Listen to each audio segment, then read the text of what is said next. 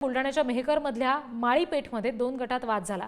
या वादानंतर तुफान दगडफेक करण्यात आली, गाड्यांची जाळपोळ झाली आहे। शहरामध्ये संचारबंदी लागू झाली आहे। दोन्ही गटातल्या 21 जणांना पोलिसांनी सध्या ताब्यात घेतलंय।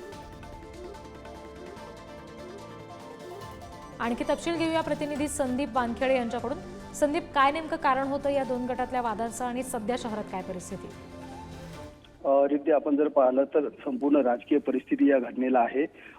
या विधानसभा मतदारसंघामध्ये मेहकरमध्ये गेल्या 15 वर्षापासून या ठिकाणी शिवसेनेची सत्ता होती। आमदार संजय रायमुलकर हे या मतदारसंघाचं नेतृत्व करत होतं आणि यावेळेला जी आहे ही शिवसेना विरुद्ध शिवसेना अशी प्रतिष्ठेची लढाई या मतदारसंघात पाहायला मिळाली आणि त्यामध्ये शिंदेच्या शिवसेनेचे रायमुलकर यांचा पराभव झालेला आहे आणि त्या ठिकाणी उद्धव ठाकरेंच्या शिवसेनेचे सिद्धार्थ खरात हे या ठिकाणी विजयी झालेले आहेत।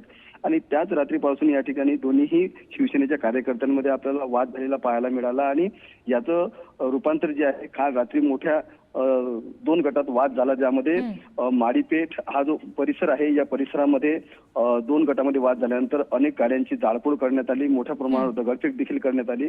सध्या जर आपण पाहिलं तर दोन्ही गटातील 21 पेक्षा अधिक जणांना पोलिसांनी ताब्यात घेतलेला आहे। सध्या शहरामध्ये पोलिसांचा मोठा फौजफाटा तैनात आहे आणि तणावपूर्ण परिस्थिती जी आहे आपल्याला शहरामध्ये पाहायला मिळते। सध्या कलम 144 या ठिकाणी लागू करण्यात आलेली आहे। अगदी संदीप, धन्यवाद दिलेल्या माहितीसाठी।